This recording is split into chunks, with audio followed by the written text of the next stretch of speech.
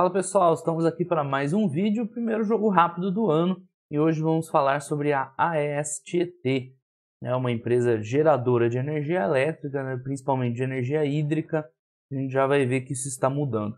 O último resultado dela, terceiro trimestre de 2019, né, que nós temos divulgado hoje.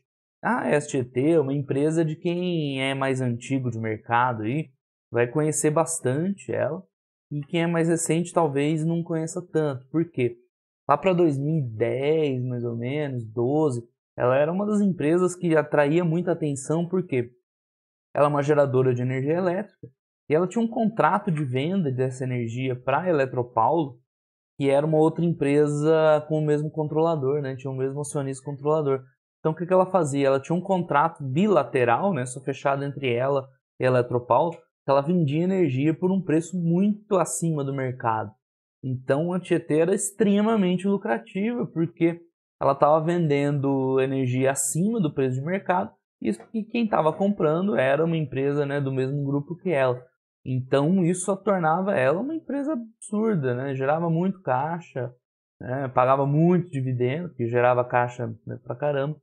Então isso até lá meados dessa década, né, era uma empresa totalmente diferente. Hoje, né, cortaram com essa mamata, né? Ela não tem mais aquele contrato bilateral, a Eletropaulo foi vendida para outra, né, companhia, enfim. Então hoje ela é uma empresa que tem que jogar a regra de mercado. É muito comum ver as pessoas comparando a STT de hoje com a STT daquela época, e não tem como comparar, porque, né, ela tinha algo que não tem como repetir, né, que é vender o seu produto acima do valor de mercado. Mas enfim, a STT está tentando se encontrar. A gente vê aqui um resuminho de DRE, vai ver que o resultado nesse trimestre veio já um pouquinho melhor, né? No ano até que está mais ou menos igual o do ano anterior, mas esse trimestre já veio um resultado um pouco melhor. Essa STT, ela tem, além dessa questão da Eletropaulo, ela tem um problema crônico dela, que é o seguinte: ela é geradora, principalmente de energia hídrica, e as usinas hidrelétricas dela estão localizadas todas no estado de São Paulo. Vou mostrar aqui para vocês. Essas aqui são as usinas hídricas dela, né, de fonte hídrica. Você vê, tem aí mais ou menos umas quantas, 12 usinas, por aí, 13. As PCH são aquelas pequenas unidades lá, a geração delas é bem pequenininha. Mas enfim, ela tem lá umas 12 mais ou menos usinas hidrelétricas, todas no estado de São Paulo. E o que tem acontecido em São Paulo nos últimos anos, né? Acho que vocês acompanham aí, né, que São Paulo é um estado que tem muita dificuldade de chuvas, né? O regime hídrico tem piorado muito lá recentemente, não sei explicar o porquê, mas inclusive teve crise de água para abastecimento alguns anos atrás, né? Então, assim, aqui a gente vê que ela tem uma usina na Água Vermelha que é mais da metade da capacidade instalada e da garantia física dela. Então, ela depende muito dessa usina que está no Rio Grande, e as outras, a maioria, está no Rio Tietê. Qual que é a diferença entre capacidade instalada e garantia física? Capacidade instalada é tudo que a usina pode gerar de energia, só que ela não trabalha o tempo todo em máxima capacidade, né? Porque senão ia esgotar os reservatórios, né? Ia gerar energia demais. Então existe algo que é tipo a garantia física, ou seja, olha, essa quantidade aqui de energia eu garanto que, né, que você pode gerar, né? Explicando de uma forma bem simples, né? Geradora é um setor mais difícil, mas para esse vídeo jogo rápido a gente tem que falar conceitos mais simples. Então, basicamente, o que interessa é a garantia física. A gente vê que a Água Vermelha é bem maior. Além disso, ela começou a expandir recentemente para outras fontes renováveis, eólica e solar, principalmente. Eólica, ela já tem um complexo Alto Sertão, na Bahia, que já tem aí 180 megawatts de energia assegurada, e ainda é pouco perto do, né, 1.246 que ela tem de hídrica, mas é assim que começa, né? Você vai começando a diversificar, variar um pouco, né? Quem sabe um dia ela chega aí no nível de uma ENGIE, né, de uma geradora que tem uma diversificação maior aqui. Além disso, tem os projetos de energia solar, também são menores ainda, né? Energia solar ainda é mais difícil um pouquinho que a eólica, mas que, de novo, ela está começando. ela tem uma questão interessante, que ela começou a fazer complexo de energia solar próximo às usinas dela para aproveitar a infraestrutura e tudo mais. Então ela já tem aí alguns megawatts também de fonte solar, além de energia distribuída, né? Geração distribuída, que é aquela geração que ocorre lá com painéis solares no próprio estabelecimento comercial ou industrial, né? Por exemplo, a Drogaria Araújo, McDonald's e tal. É bem pouquinho, mas, de novo, né? Outra coisa está começando agora. Quem sabe no futuro aí seja algo interessante. Então esse é o mix da STT, principalmente hidros, né? E aí tem um problema que eu comentei. O mercado está rebaixado há muito tempo. Eu já vou falar um pouquinho sobre isso. Então as empresas não estão conseguindo vender toda essa energia assegurada para elas, né?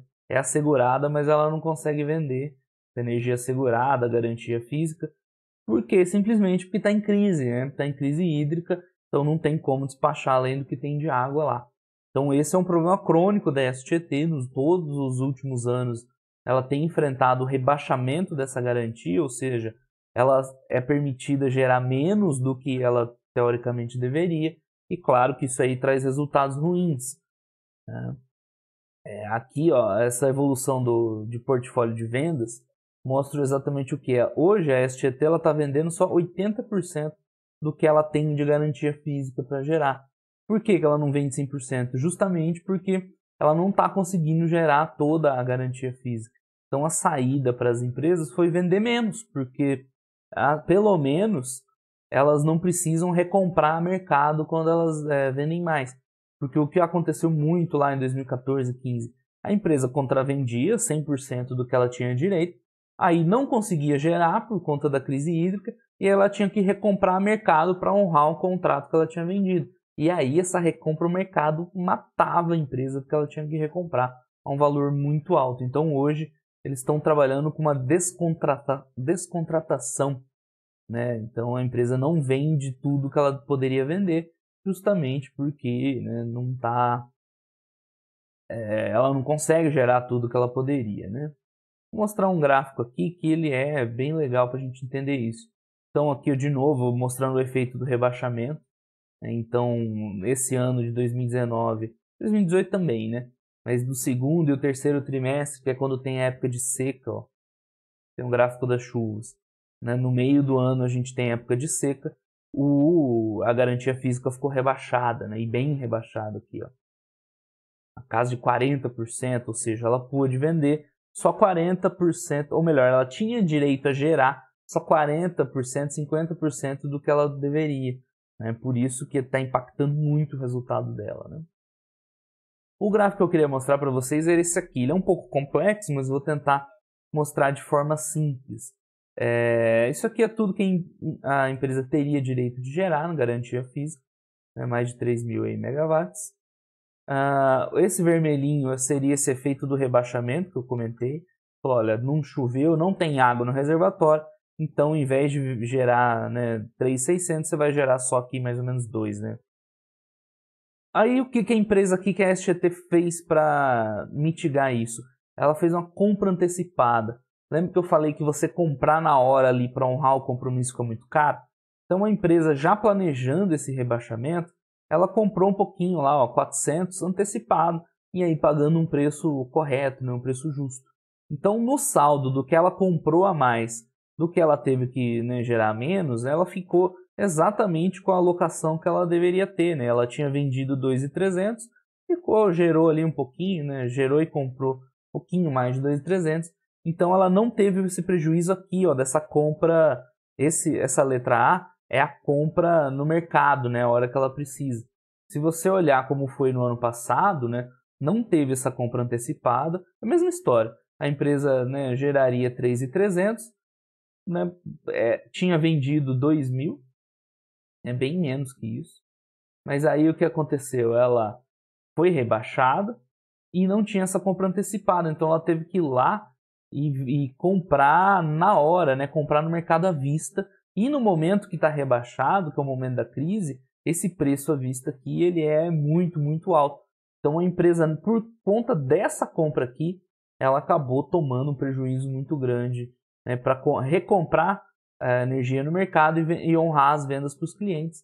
esse ano ela mudou a estratégia, ou ela aperfeiçoou a estratégia, comprando antecipadamente o que ela imaginaria que ia precisar. Então os resultados melhoraram bastante. Ó. Deixa eu voltar lá.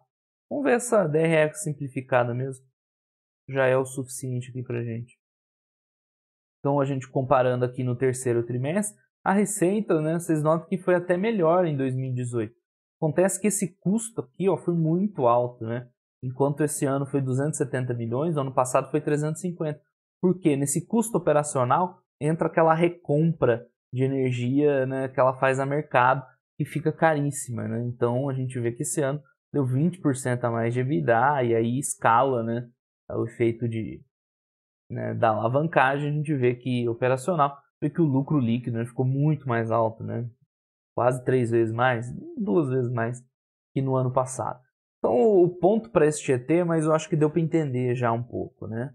Essa garantia física, enquanto estiver rebaixada, vou voltar lá naquele gráfico, enquanto a garantia física ficar assim, ó, rebaixada, e tão rebaixada assim, né, 40%, fica difícil da empresa, né, ter um resultado expressivo. Ela está, na verdade, sobrevivendo.